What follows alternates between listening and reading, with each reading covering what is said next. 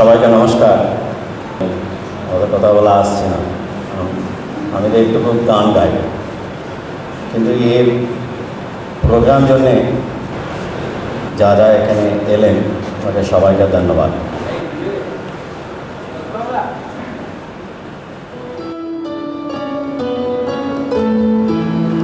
এলো বেনু সঙ্গ তব সুন্দর হে সুন্দর, এলো বেনু সঙ্গ তব সুন্দর হে সুন্দর, পুণ্য হল অঙ্গ মম তন্ন হল অন্তর, সুন্দর হে সুন্দর, এলো বিনু সঙ্গ তব সুন্দর হে সুন্দর।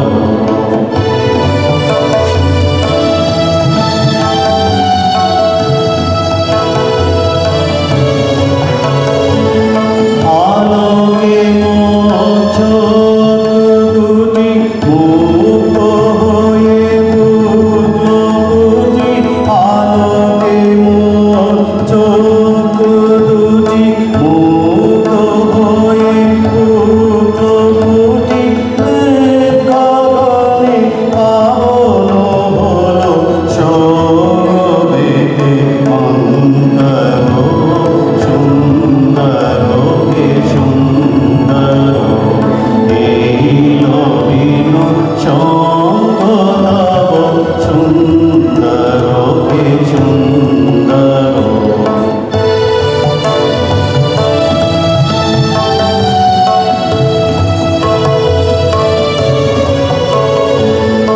এই তোমারে পরশরাগে চিত্ত হলো রঞ্জিত, এই তোমারে মিলন সুধা হইল প্রাণে সঞ্চিত, এই তোমারে পরশরাগে চিত্ত হলো রঞ্জিত, এই তোমারি মিলন সুধা হইল প্রাণে সঞ্চিত, তোমার মাঝে এমনি করে নবীন করি কাজে মোরে, তোমার মাঝে এমনি করে নবীন করি কাজে মোরে, এই জনমে কাটালে মোর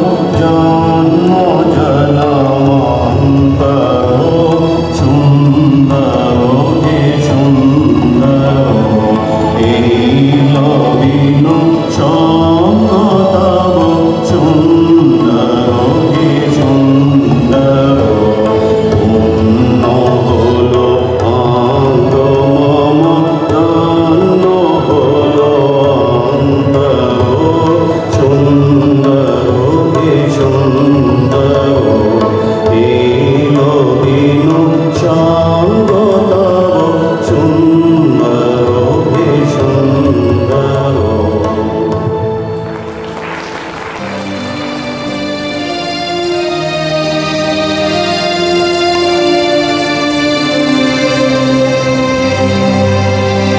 আবার এসেছে আশা, আকাশ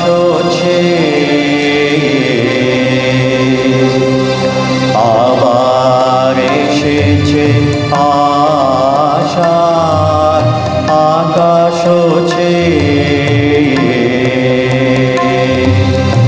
আসে বৃষ্টি ও সুবাস বাতাস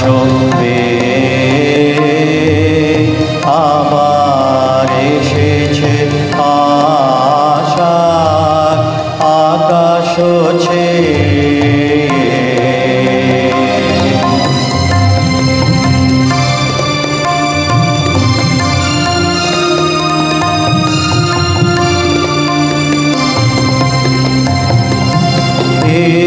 পুরাতন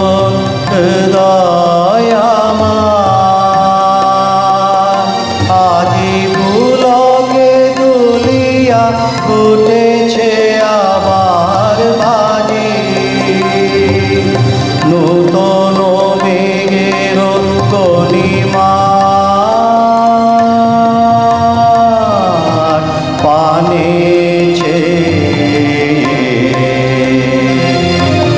রহিয়া রহিয়া বিপুল মাঠের ওপরে নবতৃণ দলে বাদলের ছায়া পড়ে রহিয়া রহিয়া বিপুল মাঠের ওপরে নবতৃণ দলে বাদলের ছায়া পড়ে এসেছে এসেছে এই কথা বলে প্রাণ এসেছে এসেছে উঠেছে গান নয়নে এসেছে হৃদয় এসেছে আবার এসেছে আশা আকাশ আসে বৃষ্টির সুবাস বাতাস আবার এসেছে আশা আকাশ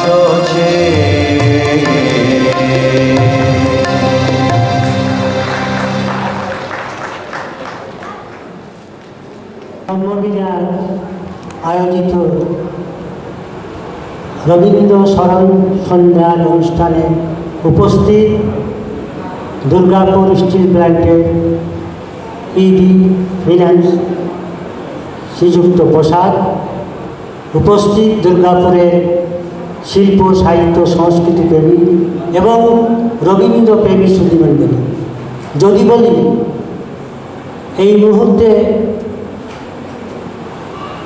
শ্রীযুক্ত প্রসাদের গান শুনে আমার কিছু কথা বলতে ইচ্ছা করছে না, তাহলে কি ভুল বলা হবে?